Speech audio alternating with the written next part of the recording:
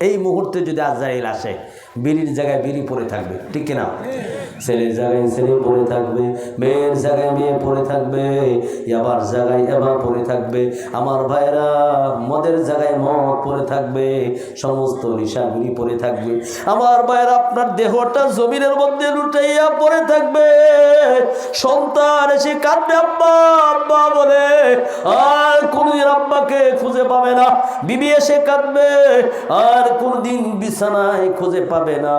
আমার ভাইয়েরা, আপনাকে গোসল দিবে, মসজিদের খাট নেওয়ার জন্য চলে আসবে। কেউ আবার মসজিদের মাইকে ঘোষণা করবে, কেউ আবার কাফনের কাফন আনতে যাবে, কেউ আবার আপনার জন্য কবর খনন করতে যাবে। এমন জায়গায় আপনাকে নিয়ে যাবে যেই জায়গায় দিনের বেলাও কেউ যেতে সাহস করে না। আমার ভাইয়েরা, ওই জায়গায় নিয়ে আপনাকে রেখে আসবে। ডান পাশে মাটি, বাম পাশে মাটি, উপরে কাঁচা বাঁশের বিছানা, এমন জায়গায় আপনাকে রেখে আসবে।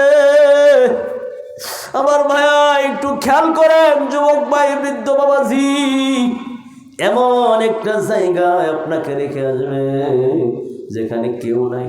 চক্ষুটা বন্ধ করেন, দুইটা চোখের পানি উপহার দেন। এটাই চিরন্তন সত্য কথা, এটাই বাস্তব কথা। যেই দেহের মধ্যে দামি দামি সাবান লাগাইলেন, যেই মাথায় এত দামি দামি শ্যাম্পু ব্যবহার করলেন, আমার বাড়ি যে শীত, কত দামি দামি সোয়েটার পরলেন, দামি কম্বল ব্যবহার করলেন, আমার বাড়ি এত সুন্দর করে টাইলস দিয়ে ঘরটা বানাইলেন, এত সুন্দর করে বাথরুম বানাইলেন, আমার বাইরা দামি দামি ফার্নিচার বানাইলেন, সব ছেড়ে খালি হাতে, শূন্য হাতে কবরে চলে যেতে হবে। কেউ আপনার সাথী হবে না, ওই সিগারেটটা আপনার সাথী হবে না, ওই নেশা আপনার সাথী হবে না, আপনার বন্ধু আপনার সাথী হবে না। সারা জীবন যেই বিবির জন্য পরিশ্রম করলেন, সারা জীবন যেই সন্তানের জন্য ইনকাম করলেন, মাথার গাম আপনি পায়ে ফেললেন, আমার যুবক ভাই, বৃদ্ধ বাবাজি, সবাই আপনাকে পর করে দিবে। কত তাড়াতাড়ি দাফন করা যায়, কত তাড়াতাড়ি কবরস্থ করা যায়। কেউ আপনাকে আর সম্মান করবে না, কেউ আপনাকে সালাম দেবে না, কেউ আর আপনাকে নাম ধরে রাখবে না, কেউ আর স্যার বলবে না, কেউ ইমাম সাহেব বলবে না, খতিব সাহেব বলবে না, মারা যাওয়ার সঙ্গে সঙ্গেই মরহুম বলবে। কি বলেন, ঠিক না?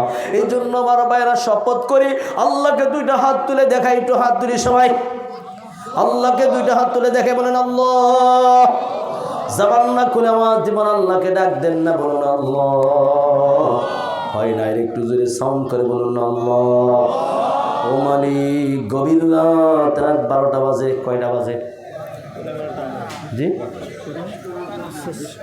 12টা বাজতে। হাত তুলেন যে আল্লাহ, ও মালিক, গভীর রাত, দুইটা হাত তোমার তুলে তোমাকে দেখাই মালিক, আমাদের সবাইকে তুমি মাফ করে দাও, বলুন আমিন।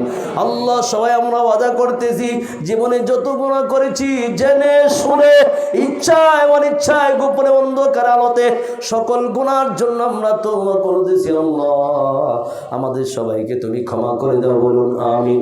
আল্লাহ, আমার প্রত্যেকটা ভাইকে বেগুনা মাসুম বাচ্চার নাই পুত এবং পবিত্র বানায় দেওয়া, বলুন আমিন। আল্লাহ, একটা গুনাহ থাকা অবস্থায় বাসায় ফিরাইও না মালিক রে। আমার প্রত্যেকটা ভাইকে তোমার রহমতের কোলে তুলে নিয়ে বেগুনা মাসুম বাচ্চায় নাই পুত এবং পবিত্র বানা বাসায় ফিরাই দিও, বলুন আমিন। হাতগুলো নামান। ছোট একটা দোয়া শিখায়া এরপরে মোনাজাত দিয়ে দিব। ছোট একটা দোয়া, একটা আমল। আচ্ছা, ইনশাল্লাহ ইনশাল্লাহ একটা দোয়া শিখায়। দোয়াটা হলো সহি আমল। কেউ যদি একবার পড়ে, কয়বার? সবাই একসাথে আওয়াজ দেবেন, কয়বার? একবার যদি কেউ পড়ে এই দোয়াটা, 70 জন ফেরেশতা। কয়জন? সবাই জুড়ে বলেন, কয়জন? 70 জন ফেরেশতা 1000 দিন পর্যন্ত আপনার জন্য সওয়াব মানে নেকি লিখতে লিখতে ফেরেশতারা ক্লান্ত হয়ে যাবে, তারপরেও নেকি লেখা শেষ হবে না। সুবহানাল্লাহ। আস্তে কোন গুনাহ হবে, জোরে বলেন সুবহানাল্লাহ। জবান না করে বলুন আল্লাহু আকবার। একবার যদি কেউ পড়ে, কয়বার? একবার যদি কেউ পড়ে 70 জন ফেরেশতা 1000 দিন পর্যন্ত আপনার আমার আমল নামা লেখার জন্য। আমার পর্দার আড়ালের মা বোন যারা আছে তাদেরকেও বলতেছি, ও মা,